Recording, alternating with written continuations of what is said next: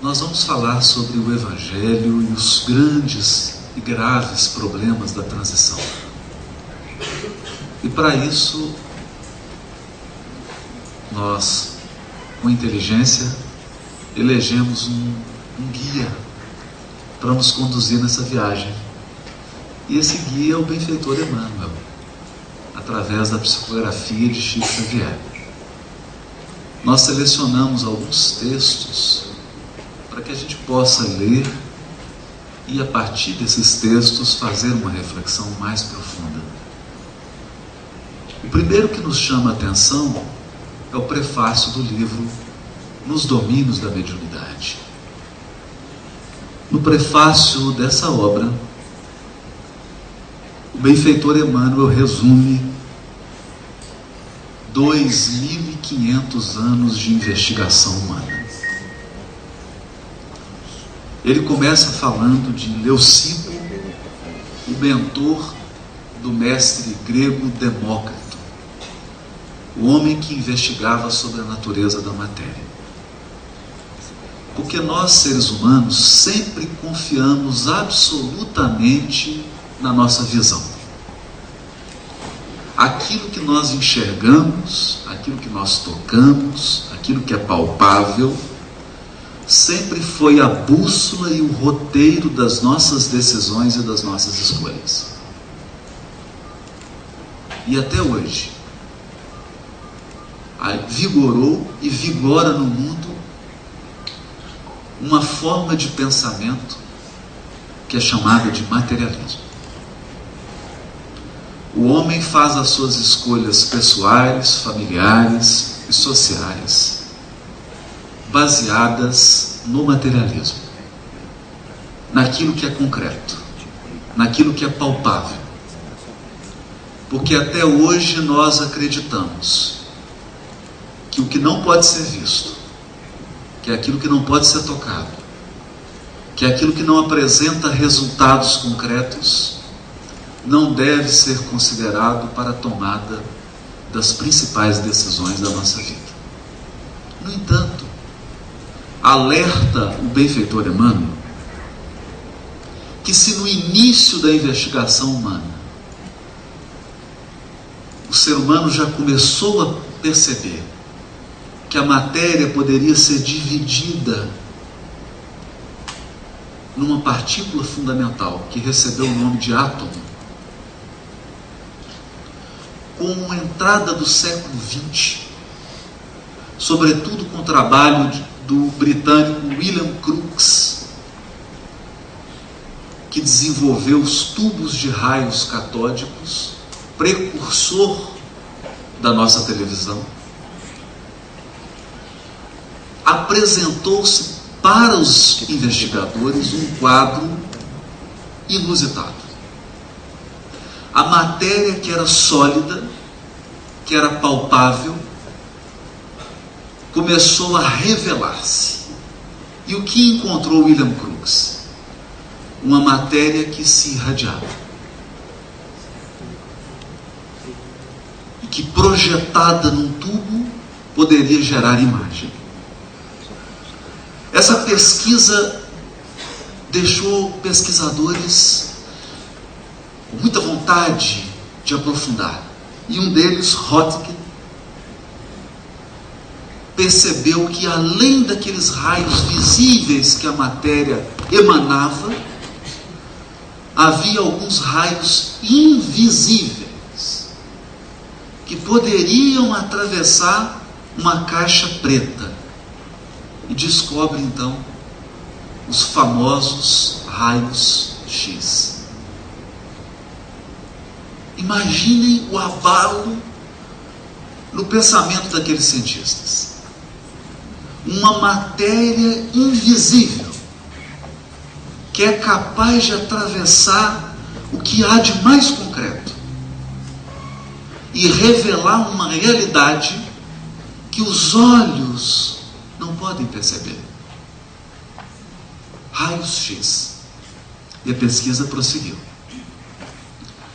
Prosseguiu com Henri Becquerel, Casalcuri, Rutherford, que concretizaram a ideia do estado radiante da matéria, da radioatividade. E aí começaram os primeiros projetos de uso da energia nuclear. E consagrou-se, firmou-se na ciência a ideia de que a matéria se desprende. Já imaginaram? Uma matéria que se desfaz. Uma matéria que envelhece e que, à medida que envelhece, desprende energia que não pode ser vista, mas que tem um profundo impacto no corpo físico e em toda a natureza. Era o homem sendo convidado a pensar em algo que estava além do tato, que estava além do olhar. E surgem então os missionários da física do século XX. Iniciando o trabalho desses pioneiros, Einstein. E depois a maior revolução que a ciência já experimentou e que experimenta até hoje. Bohr, Planck, Heisenberg e outros teóricos da física quântica. Começaram a chegar à brilhante conclusão de que a matéria é apenas aquela energia que foi guardada em um pote, usando uma expressão metafórica. Matéria é energia condensada. E foram muito além. Muito além. A matéria começou a pregar peças na mente dos investigadores. Se você submetia o elétron a uma determinada experiência, ele se comportava como uma onda. Se você submetia a outra experiência, ele se comportava como uma partícula. Mostrando que não há distinção entre partícula e onda, energia e matéria. E aí vai. E a ciência prossegue. Prossegue revelando coisas assim tão surpreendentes que Bohr, um grande teórico da física quântica, chegou a dizer: se a natureza for de fato o que ela está se apresentando nesses experimentos, eu posso dizer que perdi o chão onde os meus pés estão firmados. Era uma completa revolução. O que leva Emmanuel,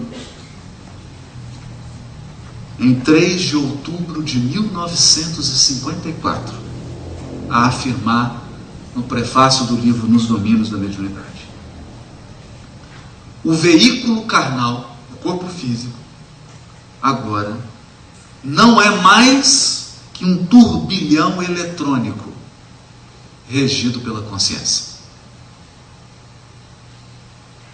Cada corpo tangível é um feixe de energia concentrada. A matéria é transformada em energia e esta desaparece para dar lugar à matéria. Químicos e físicos, geômetras e matemáticos, erguidos à condição de investigadores da verdade, são hoje, sem o desejarem, sacerdotes do Espírito.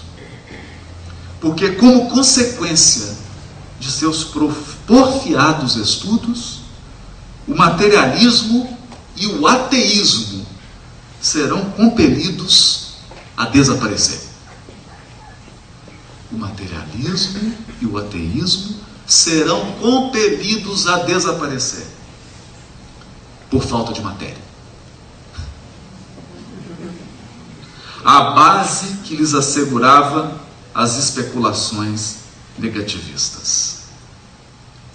E diz Emmanuel: o futuro pertence ao Espírito. O futuro pertence ao Espírito. 1954. Depois de 54, Buckminster Fuller, um grande geômetra, elabora uma complicada teoria de equilíbrio vetorial. A pesquisa da física quântica prossegue de maneira surpreendente. Max Planck mede a quantidade de energia em 1 centímetro cúbico. E o que ele descobre? Que a quantidade de energia em 1 centímetro cúbico de vácuo é maior do que toda a energia da matéria visível no universo. E estabelece a chamada constante de Planck, por um processo de renormalização. Porque se fizesse os cálculos, essa energia chegaria próximo de infinito. E como a física não pode trabalhar com infinito, eles fazem uma redução. Essa redução é a constante de Planck. E hoje, o que diz a física quântica? Que existe uma matéria invisível. Nos cálculos da física, ela é infinita. E a matéria que nós podemos observar através de telescópios, nas mais de 200 bilhões de galáxias do nosso universo, representa apenas 0,5% da energia do universo. É a física chegando no fluido cósmico. Depois de mapeado o genoma humano, que conclusão que os cientistas chegam? Que mesmo conhecendo e catalogando todos os genes, há um pintor, há alguém que detém o pincel. Os cientistas chegaram na tela, chegaram nas tintas, chegaram no pincel, mas há um autor que utiliza isso e que faz o quadro se tornar realidade. Esse autor é o Espírito. Então nós já estamos no futuro. Nós já estamos no futuro. Um dos maiores físicos ganhadores de prêmio Nobel escreveu um livro, O Deus que se Esconde. Nós atingimos, hoje, no século XXI, a era do Espírito. O futuro anunciado por Emmanuel no livro Nos Domínios da Mediunidade, em 1954. Acontece que algumas mentes demoram para se atualizar. Algumas mentes ainda pensam com a cabecinha de 3.000 anos atrás.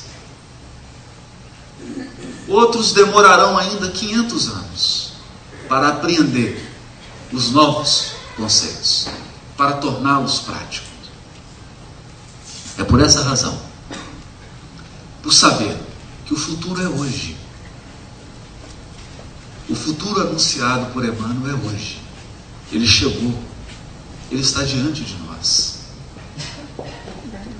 Por saber disso, nós encontramos um texto psicografado no livro chamado Irmão, publicado em 1980, psicografia de Chico Xavier, ditado pelo Espírito Emmanuel. 1980, Emmanuel diz: o reino de Deus está próximo. Muitas vezes disse-nos o Senhor: o reino de Deus está próximo. E até hoje milhares de criaturas aguardam-lhe a vinda, através de espetaculosos eventos exteriores.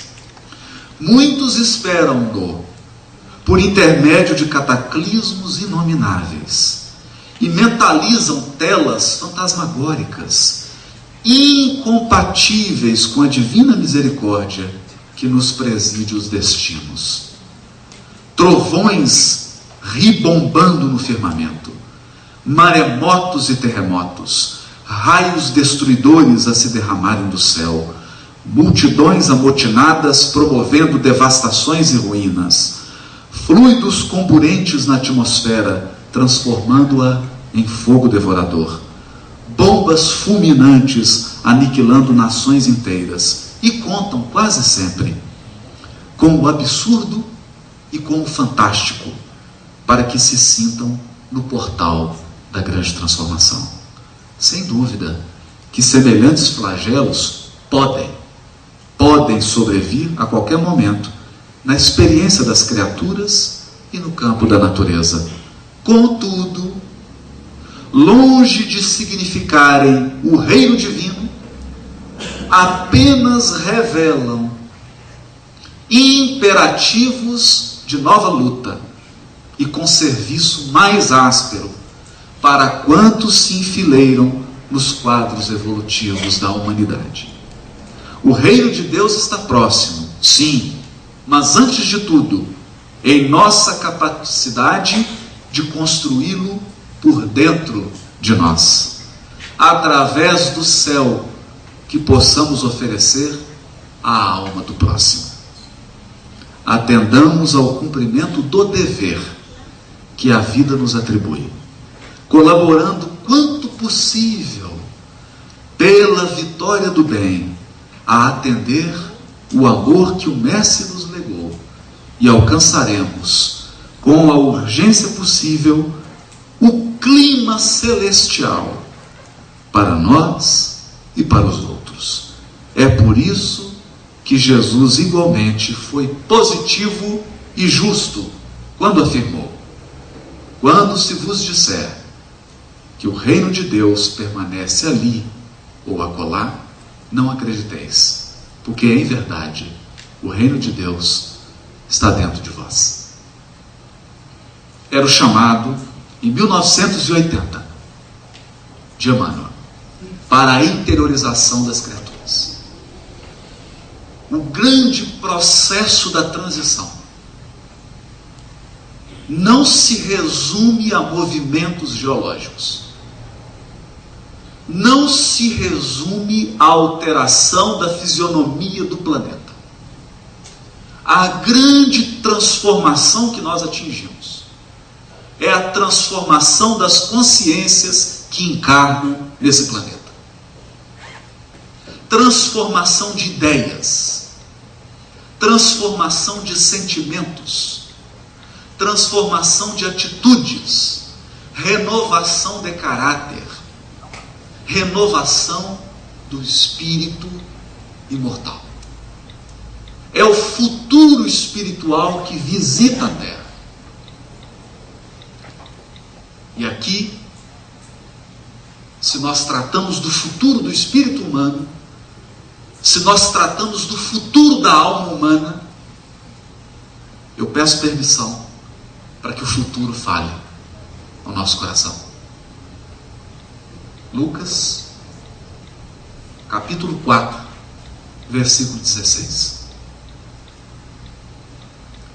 Jesus dirigiu-se a Nazaré, onde fora criado, e entrou na sinagoga, num dia de sábado, segundo o seu costume, e levantou-se para ler. Foi dado a ele o livro do profeta Isaías. Ao abrir o livro, encontrou o lugar onde estava escrito: o Espírito do Senhor está sobre mim. Por causa disto, me ungiu para evangelizar aos pobres, enviando-me para proclamar libertação dos cativos, recuperação da visão aos cegos, para pôr em liberdade os oprimidos e proclamar um ano aprovado pelo Senhor. Depois de enrolar o livro e devolvê-lo ao servidor, sentou-se. Todos os olhos na sinagoga estavam fixos nele. Começou a dizer para eles: hoje se cumpriu esta escritura em vossos ouvidos. E todos testemunhavam a ele e se maravilhavam das palavras de graça que saem da sua boca. E diziam: não é este o filho de José? Hoje se cumpriu essa escritura em vossos ouvidos. É hoje. Porque hoje, somente hoje, somente na terra do século 21, o verdadeiro Jesus, o Jesus resgatado pelo Espiritismo, o Jesus que foi libertado do crucifixo. Porque o Jesus da doutrina espírita é um Jesus que desce do crucifixo e passa a circular entre nós, não como um líder religioso, não como um representante de um dogma, não Jesus como motivo de perseguição e de guerra religiosa, mas agora o Jesus mestre, como dizia o nosso saudoso Honório, Jesus, o irmão mais velho na evolução, cuja compreensão de Deus e da vida está muito além da nossa limitada compreensão. É esse irmão mais velho que chega até nós, através da consoladora doutrina espírita, e faz um convite individual, um convite de renovação íntima para cada um de nós. Mas como chega esse convite?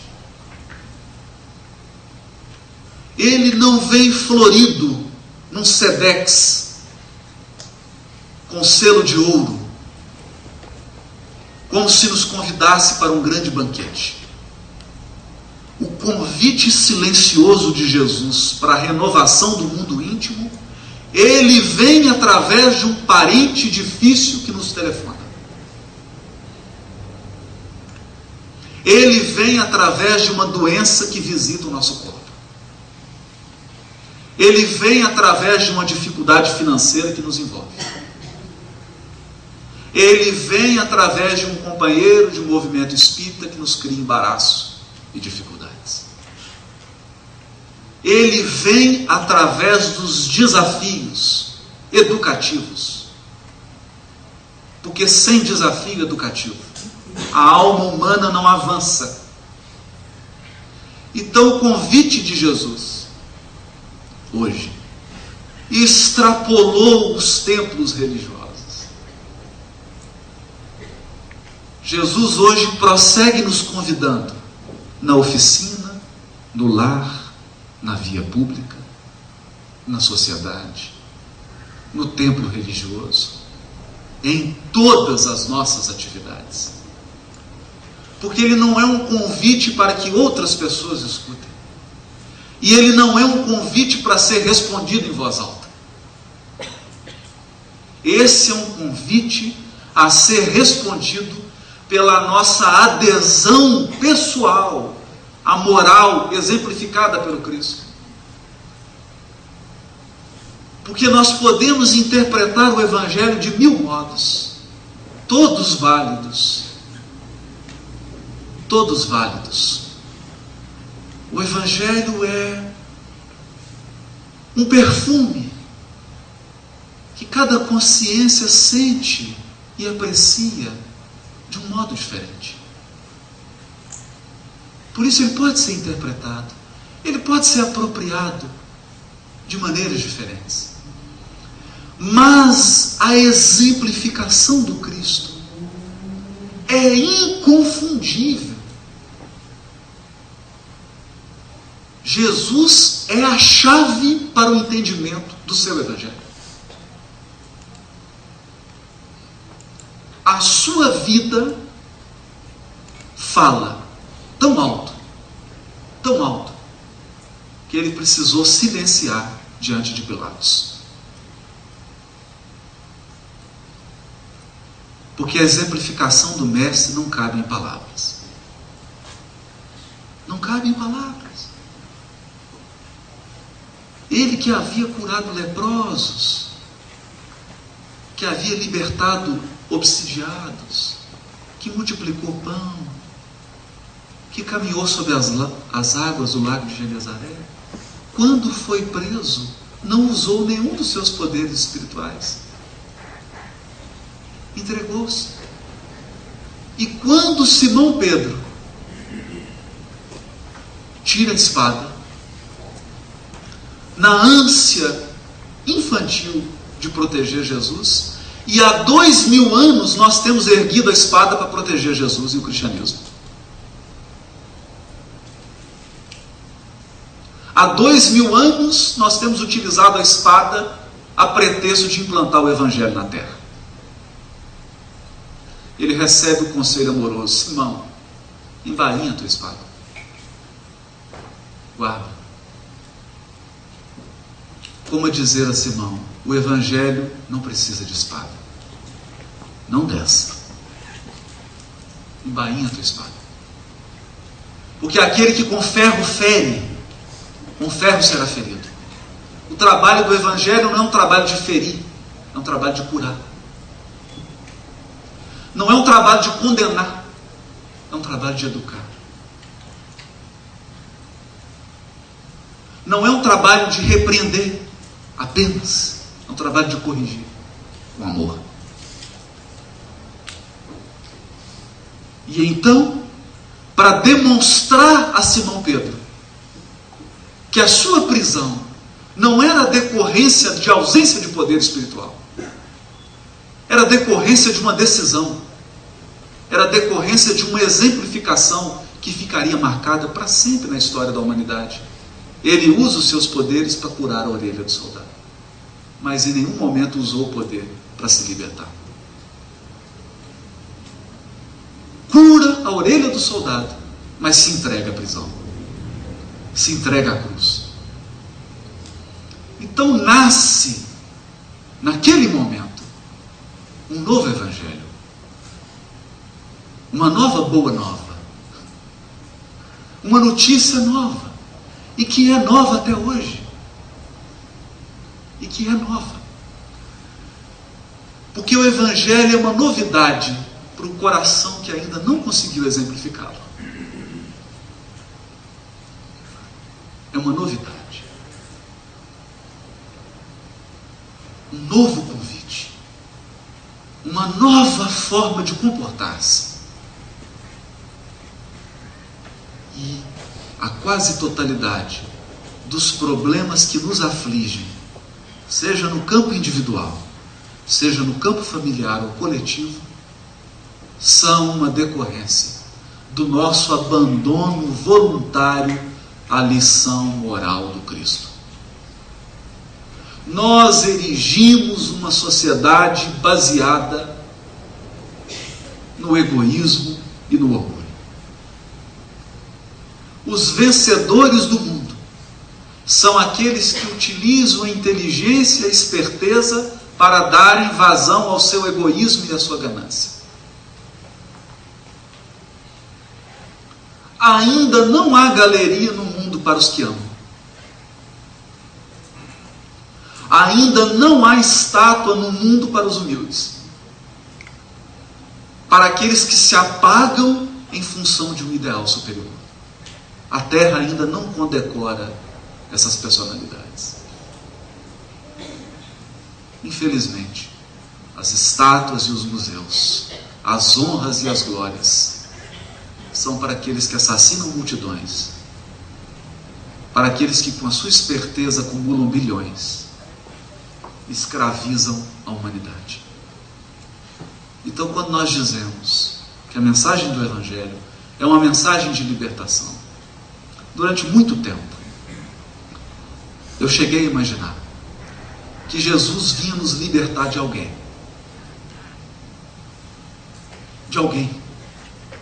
E quando você pensa que Jesus vem te libertar de alguém, você fica procurando esse inimigo. Quem será esse alguém que está me oprimindo? Quem será esse alguém que está me escravizando? Quando eu penso que o Cristo vem nos libertar de algo, eu fico procurando esse algo. Até que nós atingimos uma maturidade de compreensão do Evangelho e chegamos a uma conclusão que é muito séria e é muito difícil. O Evangelho vem nos libertar de nós mesmos. E hoje eu estou absolutamente convencido que o nosso maior tirano somos nós mesmos. A nossa ignorância é capaz de escravizar a nossa alma por 5, 10 reencarnações. As nossas cristalizações emocionais são capazes de nos prender por séculos. E é sobre isso que eu gostaria de falar. nesse momento final. Em conversa com alguns amigos que trabalham no campo da terapia, no Brasil e no exterior. Não terapia de curiosidade, mas a terapia de regressão naqueles casos extremos em que a criatura está prestes à loucura, está prestes ao suicídio, está prestes a ingressar num quadro de depressão. Não a regressão feita para atender curiosidade. Não, essa não. Profissionais sérios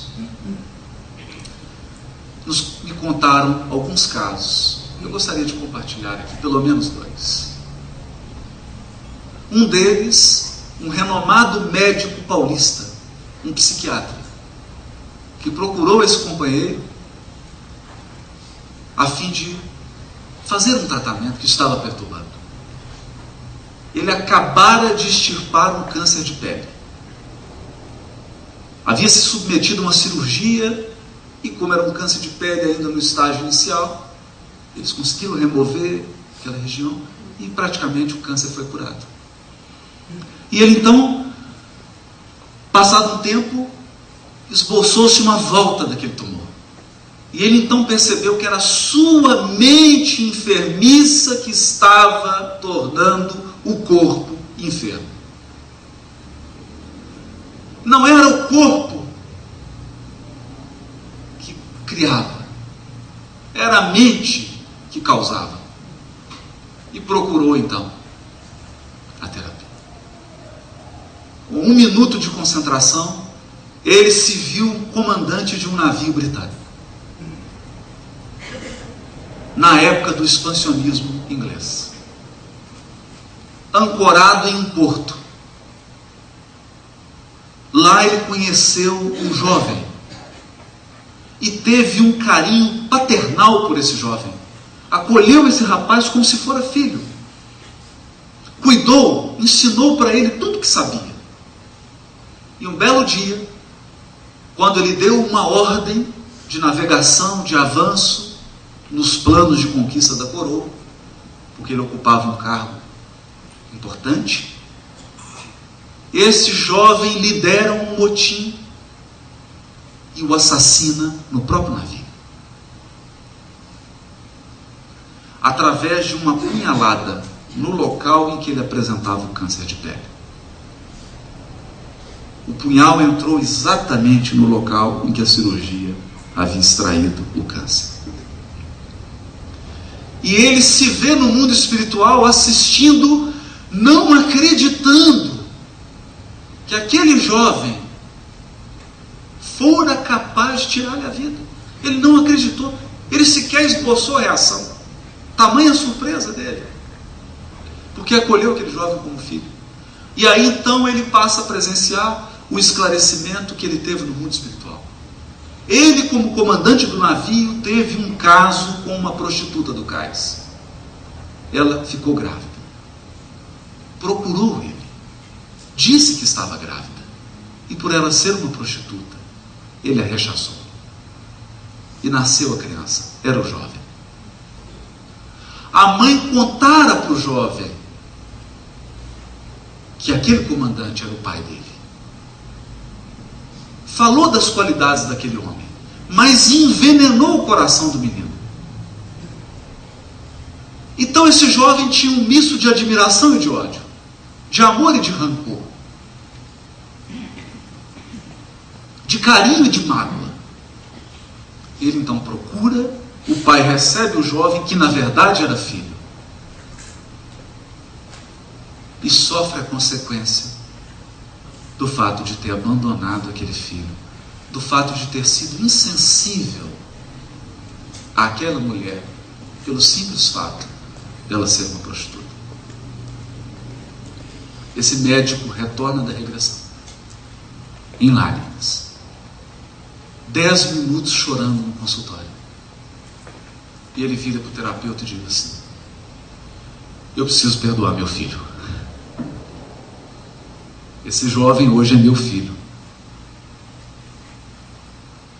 Convive ao meu lado. E eu sinto agora, se eu não perdoá-lo, o câncer vai voltar. E pode até se espalhar. Então, se você imaginava que o evangelho que nós estamos falando aqui é o evangelho de ajoelhar e fazer uma oração, é o evangelho de recitar preces escritas, é o evangelho do ritual, não é desse evangelho que a doutrina espírita fala. O Espiritismo fala de um Cristo que ensina o perdão, porque eu tenho certeza absoluta que cada um de nós aqui está preso em algum lugar do passado porque não perdoou. Eu não sei quem você não perdoou, eu não sei onde, nem quando, mas eu tenho certeza que você está fisicamente no século 21, mas psicologicamente eu não posso afirmar em que século você está. Porque era algo que o Norinho costumava dizer. São as cristalizações emocionais da alma.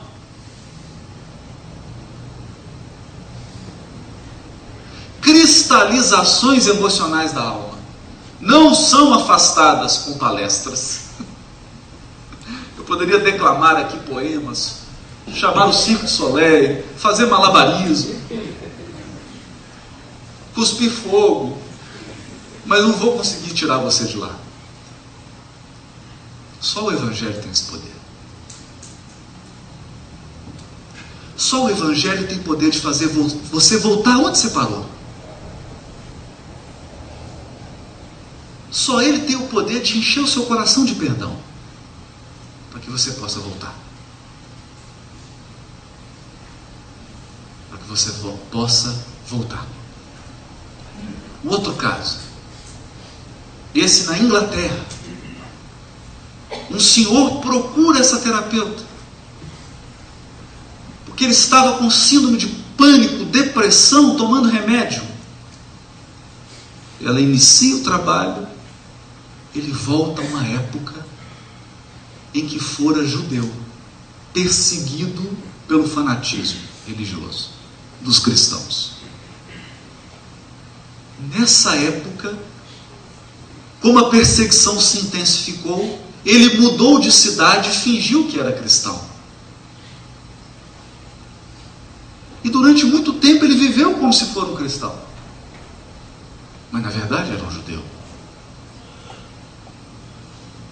Sustentou a família, mas quando ele desencarnou, não foi sepultado segundo os ritos da sua crença judaica.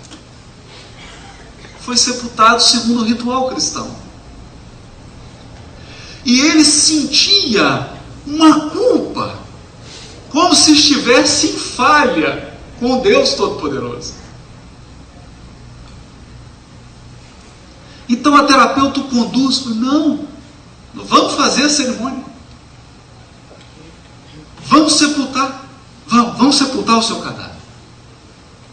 Qual que é o primeiro passo? Fizeram a prece, fizeram todo o ritual, e ele sepultou o cadáver dele mesmo, seguindo um ritual mental. Quando terminou a sessão, esse homem estava curado. Em paz. Em paz. A pergunta é: qual crença, qual conceito que está escravizando a tua mente? Por que você está se sentindo culpado? Por que você sente ódio por essa ou por aquela criatura? Por que você tem dificuldade em relação com esse ou aquele? O que te prende? O que te prende? Porque você pode construir milhares de edifícios, mas chega uma hora que nós temos que edificar por dentro. Chega uma hora que você olha tudo que você fez por fora e vê um deserto interior. E chegou a era do Espírito. Esse Jesus que a doutrina espírita nos apresenta, a humanidade não conhece. A humanidade conhece o Jesus das cruzadas. A humanidade conhece o Jesus da Inquisição. Conhece o Jesus da escravidão aqui em Ouro Preto. Esse Jesus a humanidade conhece. O verdadeiro Jesus do Evangelho libertador, esse ela não conhece. Porque esse trabalho de trazer Jesus dos escombros é o trabalho do Espiritismo. O que levou Kardec a afirmar no prefácio do Evangelho segundo o Espiritismo: muitos admiram a moral evangélica, mas o fazem simplesmente por repetição, porque leem a lição do Cristo e não a entendem, ou não a praticam. E aí vai dizer a sua frase célebre: muitos pontos dos evangelhos, da Bíblia e dos autores sacros em geral, somente são ininteligíveis, incompreensíveis, por falta da chave que se lhe faculte a compreensão. Essa chave está completa no Espiritismo, como muitos já compreenderam e como todos compreenderão um dia. Todos compreenderão um dia. É por isso que nós pedimos Emmanuel para encerrar. Quando ele diz, no livro Emmanuel, um livro duro, sincero, 16 de setembro de 1937, no capítulo 25, chamado Educação Evangélica. Educação Evangélica. E ele diz assim, no item Formação da Mentalidade Cristã. Cristã no sentido crístico, não no sentido de cristianismo apenas. Formação da mentalidade crística.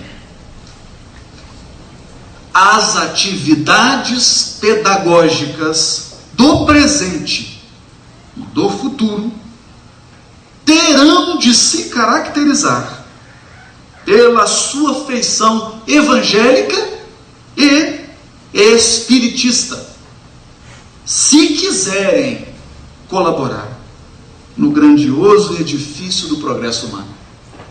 Porque se não quiserem, não serão chamadas a construir o futuro.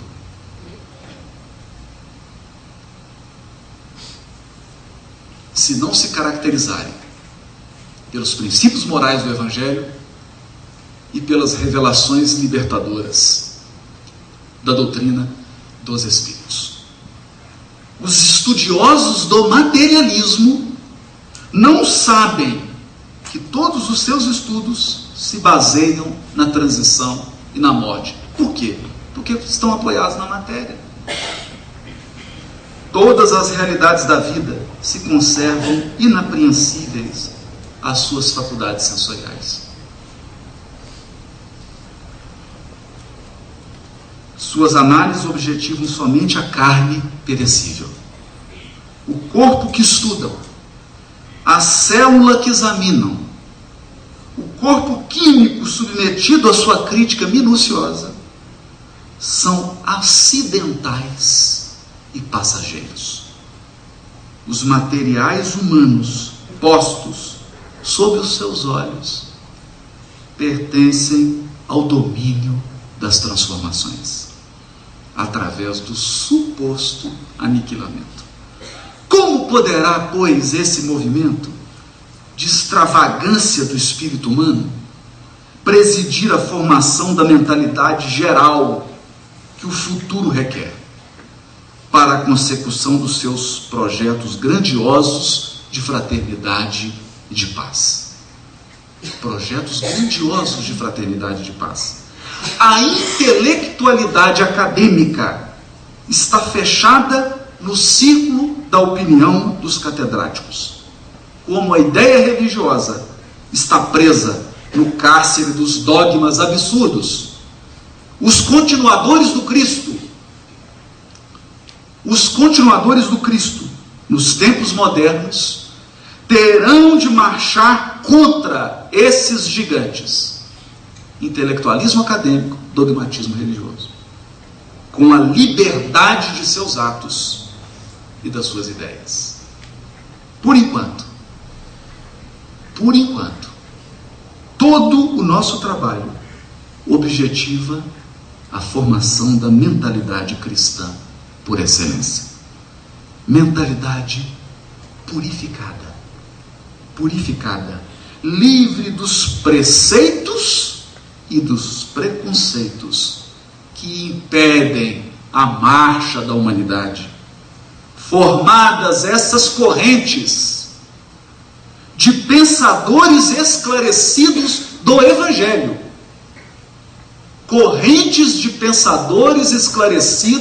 do Evangelho, entraremos então no ataque às obras. Os jornais educativos, as estações radiofônicas, os centros de estudo, os clubes do pensamento evangélico, que nós não temos na terra ainda, clubes do pensamento evangélico, as assembleias da palavra, o filme que ensina e moraliza, tudo à base do sentimento cristão, não constitui uma utopia dos nossos corações. E não constitui mesmo. Não constitui. Porque estão se concretizando agora. Então a mensagem que nós gostaríamos de deixar é que o futuro bateu a nossa porta hoje. Está batendo. Não se trata de aceitar ou de não aceitar. A decisão é trabalhar ao lado ou ser arrastado pelo progresso. Contribuir na edificação do mundo novo ou assistir atônito à transformação que se opera no mundo. E essa transformação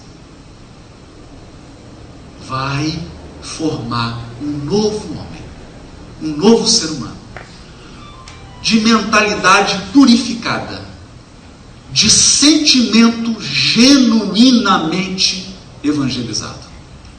É o homem do futuro, é o homem que Jesus sempre esperou que um dia nós fôssemos. Bom dia para todos, muito obrigado.